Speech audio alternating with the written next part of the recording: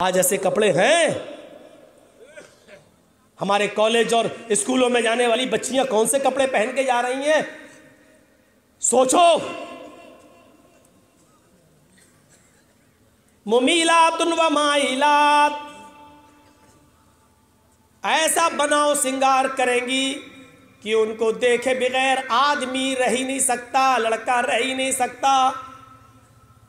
उनके मेकअप को बनाओ सिंगार को देखकर वो उनकी तरफ माइल हो जाएगा, मुस्कुरा कर बातें करेगा, और जैसी वो उनकी तरफ माइल होगा तो ये भी उनकी तरफ माइल हो जाएंगी।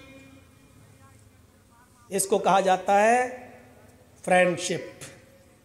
माइल होने को फ्रेंडशिप। कौन है? दोस्त हैं। फ्रेंड लिस्ट में लड़के रिक्वेस्ट भेजते हैं लड़कियों को, क्या मेरी फ्रेंड है। फ्रेंड है, ये इस्लाम में नहीं चलता फ्रेंड। लड़की भी कहती फ्रेंड है, लड़का हो। अब वो अलग बात, बॉयफ्रेंड नहीं नहीं नहीं, धीरे धीरे खुलती, हाँ बॉयफ्रेंड। अब तो बहुत आसानी से शॉर्टकट का जमाना, BF GF, गर्लफ्रेंड बॉयफ्रेंड। मुमीलातुन, ये उनकी तरफ माइल होंगी, ये उनकी तरफ माइल होंगे। ये लड़के उनकी तरफ झुकेंगे, ये उनकी तरफ झुकेंगी। ला यदखुलनल जन्नता वला यजिदना रिहाहा।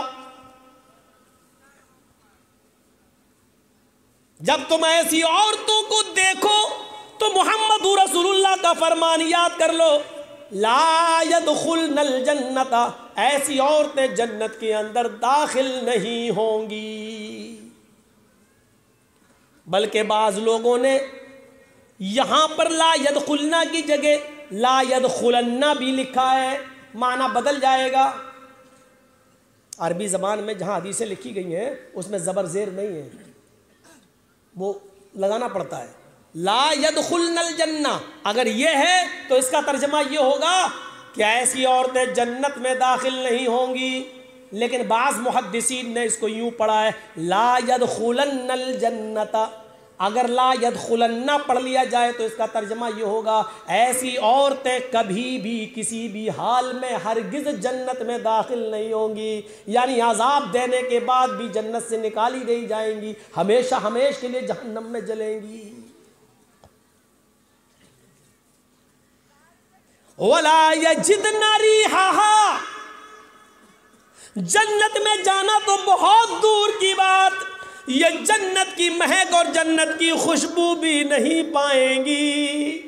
इनको जन्नत की खुशबू भी नहीं मिलेगी, जबकि जन्नत की खुशबू 40 साल की मसाफत तक आ रही होगी।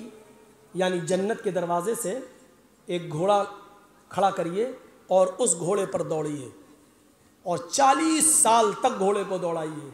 40 साल, समझ रहे हैं? 40 साल मौलाना जर्जिस की पूरी जिंदगी से अब तक 40 साल, इतना लंबा जमाना गुजारिए और नॉन स्टॉप, कहीं रोकिए नहीं घोड़े को, और वो भी जन्नत का घोड़ा, यहां का नहीं। रास्ते में कई जगह चारा खाए और कई जगह लीद भी करता रहे और बीमार हो जाए।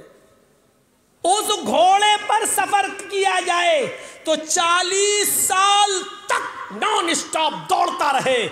40 साल के बाद वो घोड़ा जहां रुकेगा जन्नत की खुशबू वहां तक आ रही होगी, जन्नत की खुशबू वहां तक आ रही होगी। और अल्लाह के रसूल कहते हैं ये औरतें जन्नत की खुशबू भी नहीं पाएंगी। इसका मतलब इनके और जन्नत के दरमियान इतनी दूरी पैदा कर दी जाएगी कि ये 40 साल तक भी उस घोड़े पर बैठ के सफर करें तो वो जन्नत में नहीं पहुंच पाए। इतनी दूर कर दी जाएंगी कि जन्नत की खुशबू भी नहीं पा सकती।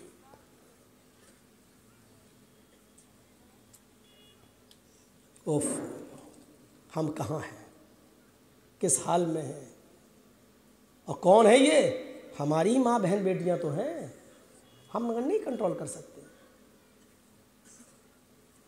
वला यजिदना रिहाहा, और अगर इसको भी पढ़ दिया जाए वला यजिदन्ना रिहाहा, तो तर्जमा ये होगा ऐसी औरतें कभी भी जन्नत की खुशबू नहीं पा सकेंगी। ये हाल, ये औरतों के ताल्लुक से हो गया, वो मर्दों के ताल्लुक से हो गया। हमारी अकल को छिपा ले वो शराब है। हाँ हाँ सुनिए, हजरत हमजा जो इस्लाम ला चुके हैं, लेकिन अभी शराब हराम नहीं हुई। एक गाना गाने वाली गाना गा रही है, बुखारी शरीफ की हदीस के अल्फाज हैं, एक गाना गाने वाली गाना गा रही है और हजरत हमजा शराब के नशे में धुत हैं और गाना गाने वाली के गाना सुन रहे हैं। भीड़ लगी हुई है। गाना गाने वाली को मुगन्निया कहा जाता है, मुगन्नी, गाना गाने वाली। वो गाना गाने वाली गाना गा रही है, डांस कर रही है, नाच रही है, भीड़ लगी है। नबी अकरम के चचा हजरत हमजा इस्लाम तो ला चुके हैं, लेकिन शराब के नशे में, और शराब उस जमाने की है, पी ली है जब हराम नहीं हुई थी। हराम होने के बाद तो फिर तो नहीं पिया कोई। शराब के बर्तन तोड़ दिए, मटके तोड़ दिए, फेंक दी लोगों ने, फिर हाथ नहीं लगाया। हमसे बीड़ी सिगरेट नहीं छूट रही है, उन्होंने शराब के मटके और ड्रम बहा दिए। मेरे भाइयों, जैसे ही हजरत हमजा ने शराब पी, नशे में आ गए, मुगन्निया का गाना सुना, उसका डांस देखा, वो आ गई और डांस करते करते, नाचते नाचते, गाना गाते गाते वो हजरत हमजा के बिल्कुल करीब आ गई। यही होता है शराब के नशे में। बियर बार वगैरह जो बंबई में खुले हैं, दिल्ली में खुले हैं, जाकर देखो। वो आ गई और आते ही उसने हजरत हमजा को चढ़ा दिया। शराब के नशे में आदमी बहुत जल्दी चढ़ जाता, थोड़ी तारीफ कर दो। चढ़ा दिया। अला या हमजा लिशर्फिन नवाई, आए हमजा तू तो मोटी ऊँटनियों के लिए पैदा हुआ है। आए हमजा तेरे क्या कहने, तू तो मोटी ऊँटनियों का मालिक है। खुश हो गए शराब के नशे में, समझ गए ऊँटनी मांग रही है, उसका गोश्त तो चाहती है ये। उठाया खंजर और बगल में ही हजरत अली रजी अल्लाह ताला अन्हो की ऊँटनी घास चर रही थी। हजरत हमजा आगे बढ़े और उन्होंने वो खंजर उसके पेट में दाखिल कर दिया, उस ऊँटनी का कलेजा निकाल लिया और पूरा का पूरा कलेजा निकाल के लाए और उस मुगन्निया को दे दिया। ले, वो खुश हो गई। तो चाह रही थी वही हुआ।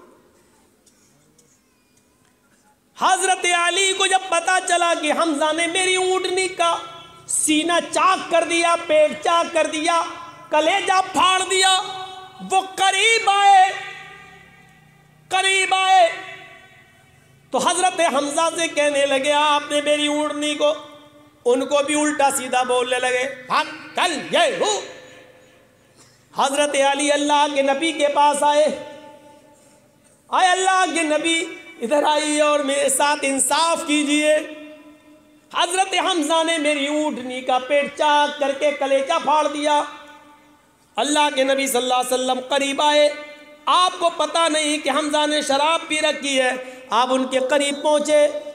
आए चचा जान, यह आपने हजरत अली रज़ी अल्लाह ताला अन्हु की ऊँटनी का पेट चाक कर दिया, ये कहते जा रहे हैं और करीब होते जा रहे हैं।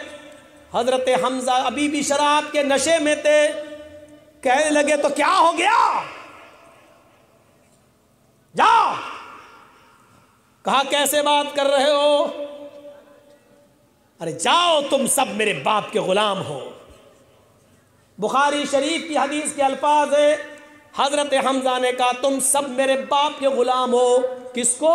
अल्लाह के नबी सल्लल्लाहु अलैहि वसल्लम को। अल्लाह के नबी ने फरमाया, अली ये शराब के नशे में है, अभी इनसे बात करना बेकार है। अक्लमंदी इसी में है कि अभी यहाँ से चलो। जब तक इनकी शराब का नशा नहीं उतरेगा ये सही से बात नहीं करेंगे, और जब तक इनसे बात की जाए तो ये बेवकूफ़ी होगी कि इनकी गालियां सुनते रहो। चलो चलो, जब नशा उतरेगा तब बात करेंगे। चल दिए, बाद में बात हुई होगी और बदला दिलवाया होगा। मुझे पूरा वाकया बताने का सिर्फ मकसद ये है कि शराब के नशे में हज़रत हमज़ा भी इतने बेकाबू हो गए कि इन्होंने जनाब मोहम्मद रसूलुल्लाह की इज्जत भी नहीं की। फरमाया तुम सब मेरे बाप के ग़ुलाम हो, तुम सब मेरे बाप के नौकर हो, जाओ यहाँ से, भागो यहाँ से। मेरे भाइयों, यहाँ से आप अंदाज़ा लगा सकते हैं कि शराब इंसान को किस मकाम पर पहुँचा देती है। कैसे पी जाता है इंसान, कैसे उसको हाथ लगा लेता है, गले से उतार लेता है। अब तो हराम हो चुकी है,